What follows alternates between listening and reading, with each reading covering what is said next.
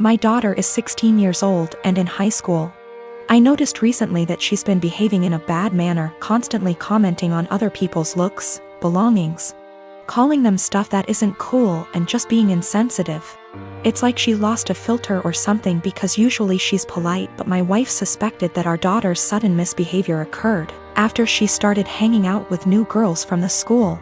Basically the mean type, and have picked on their behavior. I've sat with my daughter and had many discussions about how her behavior has been negatively affecting everyone around her. Our housemaid is the person most affected here, and my daughter has chosen her to be her target for hair, clothes, etiquette, criticism. She has complained about our daughter calling her offensive names like filthy and gross for cleaning certain areas in our house. I took a stand and explicitly told my daughter I'd punish her if she ever said stuff like that to our housemaid again. Last week my daughter had a party to go to. Earlier that day she called our housemaid filthy, so I grounded her by not letting her go to the party. She threw a fit and called our housemaid a liar, saying she never called her that. That was the end of it. Days later my daughter came to me saying she couldn't find her iPhone after looking everywhere. She asked me to call her number and I did. My wife and I were stunned to discover that the iPhone was ringing inside our housemaid's bag. I had in confrontation with her immediately, and she denied and cried, saying she never touched the phone nor had any idea how it got there. I noticed my daughter calling her thief repeatedly, so I told her to stop and go to her room. I checked the indoor camera before continuing the argument and saw my daughter place her iPhone inside our housemaid's bag. I was livid. I apologized to the housemaid and gave her the rest of the day off. I then showed the video to my daughter and she was absolutely speechless. I said what she did was immoral and straight up offensive to tamper with that poor woman's livelihood over a petty party she couldn't go to. I told her she was grounded and will have to spend the night in the backyard. She is a germaphobe. But she cried, begging me to not make her sleep with the dirt, insects, and hot temp. I refused to discuss it or I'd make it 2 nights. My wife said I should go easy on her, but I said calling people filthy and accusing them of stealing wasn't okay. In fact, it was the absolute worst. I then went through with my punishment. The reason I chose this punishment was because of the fact that my daughter says she is a germaphobe and used this as excuse to insult others' hygiene and appearance. Our backyard has dirt and bugs in it, and this kind of things get her uncomfortable, but other than that the backyard is 100% safe. My graduation ceremony is being held next week. My dad had given me some money in advance to pay for the party. I live mostly with my mom, but they were supposed to be hosting the event together. Dad and I have a rocky relationship. After my parents divorced when I was 4, they split custody of me and he was able to stay a good dad. When I was 10 he met Jane. Jane had 3 kids, twins, and a single kid. They got married when I was 12, but I would say even before that I felt like he prioritized her kids over me a lot. He would cancel plans with me if they wanted to do something, and would either do the thing with them, or force me to go and say it was even better than our plans, when for me it wasn't. Think going for a hike with me versus taking them to an indoor play area. Or seeing a movie with me versus the kiddie park. One more example is when I was given a ticket for a concert my dad and I both love. He was supposed to buy a ticket to come with me for some father/son time, but actually spent it on his youngest stepkid who wanted their room painted. He told me at the last minute and it hurt. There are other times stuff like this happened. He didn't show up at the hospital when I broke my arm because one stepkid was getting their tonsils out and wanted both him and his wife there. He told my mom over the phone to tell me he was proud of me for being brave and understanding. When I would bring this stuff up to him, he'd tell me it was natural to feel jealous of sharing his attention. That was all he would say. In 2019 he told my mom he would split the cost of a trip I wanted to go on with one of my clubs, because she didn't have the money all by herself. Mom had her half saved. We told my dad he needed to pay. He said bills were tight and it was the twins' birthdays and the money needed to go on something for them. He told me we could do something as a family when the trip happened instead. I told him to forget it. That he was making it clear who was more important and I was going to stay with my mom where I actually mattered. Mom borrowed money to cover the other half of the trip. Dad told me he regretted making me feel less important and we were working on things, and then the graduation money was given about a month ago. Then a week ago he called and told me how one of the stepkids was being bullied, how bad of a time they're having it. And with that money they could help cheer them up for their birthday. I was pissed. I hung up.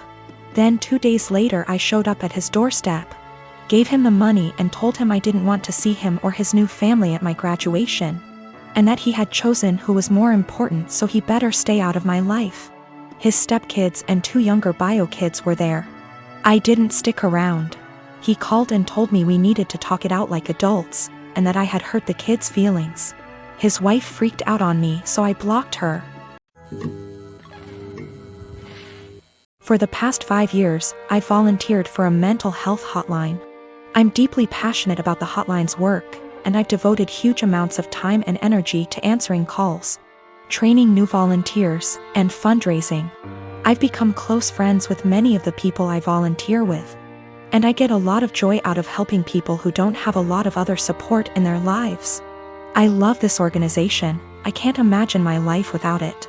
Today, the head of the organization sent out an email announcing that they've hired a new volunteer coordinator, the girl who relentlessly bullied me in high school and made my life a living hell. I was completely blindsided. I moved across the continent after graduating from high school, and I have no idea how or when this girl moved to my city. I doubt she applied for this job to deliberately antagonize me, since we've had no contact since graduation and all volunteers are anonymous. So it's just a terrible coincidence. But it still means I'm going to have to be working with a person who was unbelievably cruel to me. I really don't know what to do. Obviously, all of this was a long time ago, and it's possible she's cleaned up her act since high school. But I still hate the idea of even being in the same room as this girl. I've had her blocked on every platform for, wow, over a decade now. It looks like my only options are to A, tough it out and deal with this person coming back into my life, or B, quit the hotline after 5 years of service. I went for my regularly scheduled afternoon shift at the hotline, and the girl just happened to be there for some kind of orientation. I wasn't expecting her to be there, so I initially just kept my head down and ignored her. A little while into the shift, she came over to introduce herself, and genuinely didn't seem to recognize me. I've cut my hair and gotten glasses since high school, so that could have been it. It was a very brief interaction, and I didn't say anything to her in return, just nodded and smiled. After she left, I asked my shift supervisor if I could speak with her privately. I followed some of the advice here, just letting her know that I have a history with this person and I'm not comfortable working with her directly.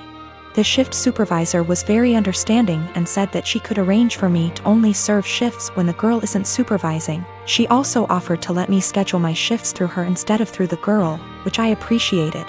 Unfortunately, it seems like there will be an unavoidable level of casual interaction, given that the girl is working in the facility on a full-time, 9-to-5 basis. I think I'll be able to stick it out for now, but we'll see. The shift supervisor did ask me what I wanted to tell the girl. Vis-a-vis an excuse for my not wanting to be on shift with her, but I couldn't think of anything to say. So I left it up to her.